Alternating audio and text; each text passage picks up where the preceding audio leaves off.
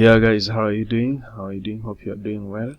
Yeah, so today we are going to learn about how to analyze the market, basically doing a top-down analysis, that is majorly from the high perspective, the high time frames coming downwards. We are going to try to screen the market basing on where the big time frame is moving. That's what I normally emphasize traders, how to analyze the market. You don't just execute a trade from nowhere on the H1 time frame or maybe M30, M15. No, please try to go to the monthly time frame or maybe weekly coming downwards. Anyway, weekly is not bad. You can start from there, scheduling it downwards, because you can't just approach the market from a small time frame of H1. Guys, trust me, you're not going to make it in this industry unless you start from the high time frame, because that is what governs the small time frame moves. Yeah, screen the market from the high time frame as you come downwards.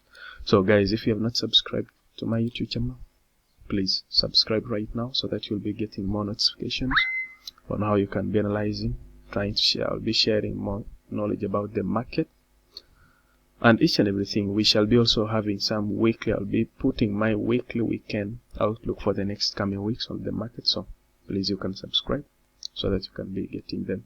So guys, basically let's go straight to the weekly or maybe monthly. Anyway, let's come to the weekly.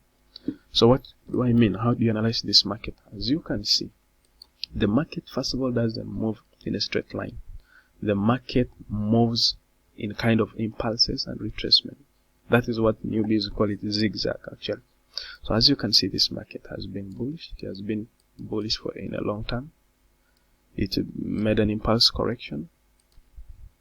The market made an impulse. It corrected in a very smart format. It made another impulse, and it was corrected. There was a correction here, then an impulse. So this next impulse move, we actually expected it to break this previous high. As you can see, this was a high. We expected the market to continue upwards, but the market never broke. So as you remember in the Baby Pips book, whenever you see such kind of moves, actually kind of double tops, whenever the market doesn't breach or break a double top, it shows you this market is going to what? Reverse. So once you, in fact, even when you look at your left hand side, this has been a very powerful supply zone. You can see this, guys. The market came and tight here, respected it, first tight, respected, came back tight from the double top, then it sold. So we have a confluence of a zone here and this double what? Top.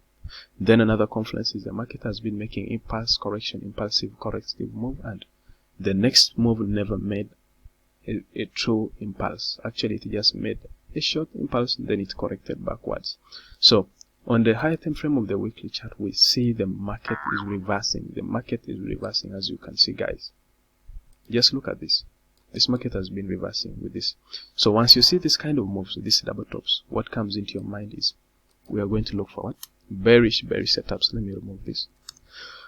No matter, guys, let me tell you this. This is what I've seen in my years of trading. No matter how you see a bullish massive move, please guys, the market is bearish and the market is prior to head downward. So just if you try to scalp in a bearish move, you'll be on the safer side. As you can see, the market was pushing down more than it buys. It tries to buy, but still the bears are in control. Look at this, guys. This is powerful. So on the daily chart, what I emphasize traders to do is look for your zones. But the problem is, most traders use this. I don't emphasize this actually.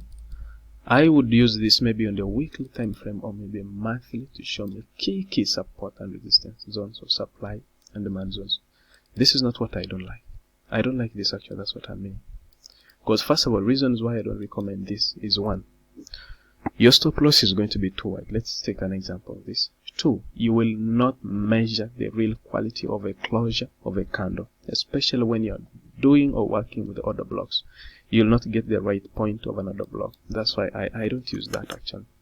So what I do emphasize is, please do this. As you can see, this has been a very powerful zone. Look at this. Look at this.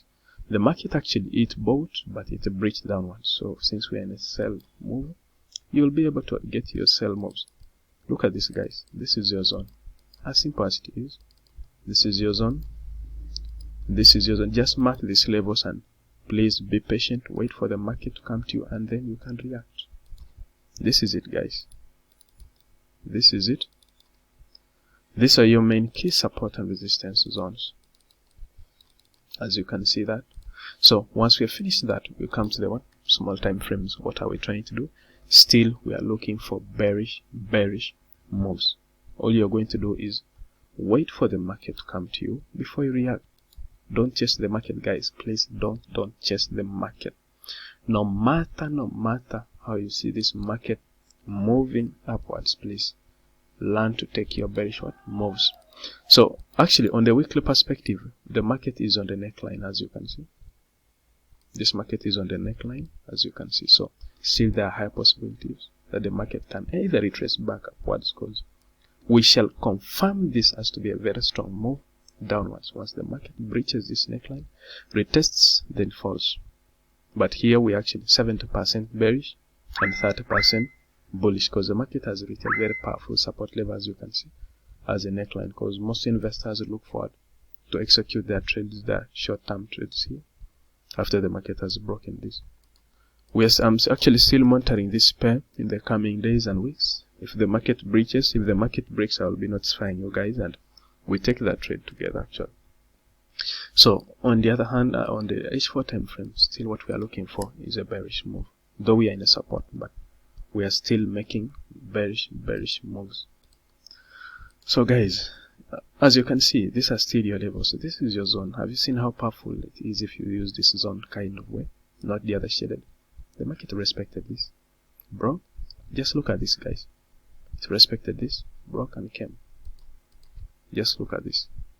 Exactly up to here, the market fell. So let me go direct to the M15, because I was just sharing a glimpse of how to do it. Yeah, that will guide you next time. So on the way I take my entries, guys, on the way I track my entries, it is just a very simple format actually. Sometimes whenever I see a market on the zone, I even don't come to the small time frame. All I do is set my stop loss in place, then I leave the market to run. But for right now, let me just end here. Let me just end on how to analyze top down from the weekly, daily H4. This is how I look at the market. The execution on the entry point is, I think we can do that next time, but if I can share small glimpses, it's fine. As you can see, the market approached the same zone. Reaching here, it formed the same structure as the higher time frame. That's why they say what happens in the higher time frame happens in the small time frame. Look at this, guys. The market formed a very powerful double top. This was the first high. This was the first high. This was the second. This is a low. This is a high. But the market failed to break this high. So we would have taken this trade here, and our stop loss was actually going to be almost 25-30 pips upwards.